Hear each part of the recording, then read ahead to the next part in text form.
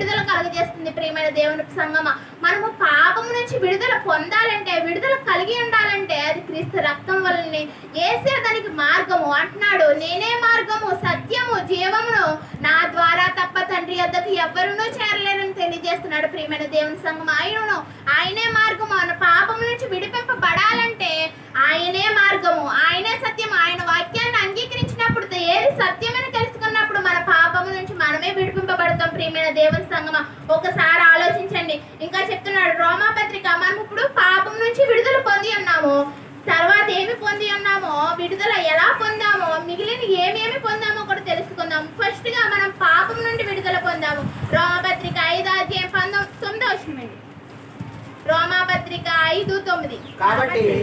కాబట్టి ఆయన రక్తము వలన ఇప్పుడు నీతిమంతులుగా తీర్చబడి మరింత నిశ్చయముగా ఆయన ద్వారా ఉగ్రత నుండి రక్షింపబడుదుము అని తెలియజేస్తున్నాడు. ప్రియమైన దేవుని సంగమ, మనము నీతిమంతులుగా అవ్వాలంటే క్రీస్తు రక్తంలో కడగబడాలి. మనం క్రీస్తు రక్తంలో కడగబడ్డాము, మన పాపముల నుంచి విడుదల పొంది ఉన్నాం. ప్రియమైన దేవుని సంగమ, అంతేకాదు మన నీతిమంతులుగా తీర్చి ఉన్నాడు. అంతేకాదు మహా ఉగ్రతను కూడా రక్షిస్తానని తెలియజేస్తున్నాడు. ప్రియమైన దేవుని సంగమ, ఒక్కసారి తెలియజేయండి, ఒకసారి చదవండి.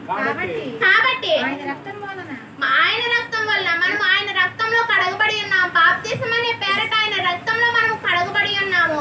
ఆయన రక్తం వలన ఇప్పుడు మనము నీతిమంతులుగా తీర్చబడి మరింత నిశ్చయముగా ఆయన ద్వారా ఉగ్రత నుండి రక్షింపబడ్డాము. ఎలా ఉగ్రత అంటారో, ప్రియమైన దేవుని సంగమ, మన తల్లిదండ్రులు చేసిన పాపాలు, శాపాల నుండి మనము అటువంటి ఉగ్రత నుండి మనల్ని దేవుడు ఏం చేశాడు, తను చేయి పట్టుకుని మనల్ని రక్షించాడు. ప్రియమైన దేవుని సంగమ, నేను ఇప్పుడు తెలియజేస్తున్నాడు, ఈ స్థలం మాకు మా తాతల నాటి నుంచి వచ్చింది. మా దాదయ్య గారి స్థలం మాకు ఇచ్చాడు.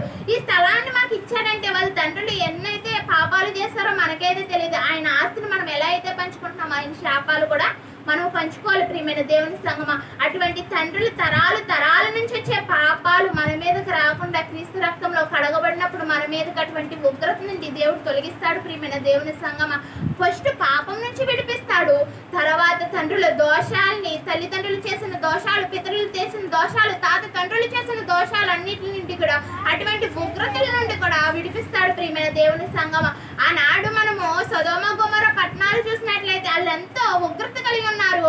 ఆ ప్రాంతాలు ఎంతగానో చెడు చేసి ఉన్నారు, దేవునికి విరోధముగా ఉన్నారు. ప్రియమైన దేవుని సంగమ, అటువంటి విరోధముగా ఉన్న ప్రాంతం నుండి చేయి పట్టుకుని లోతును బయటకు తీసుకొచ్చాడు. ప్రియమైన దేవుని సంగమ, ఆయన దేవుని పట్ల విశ్వాసం ఉంచాడు, నమ్మిక ఉంచాడు. దేవుని పట్ల, దేవుని మీద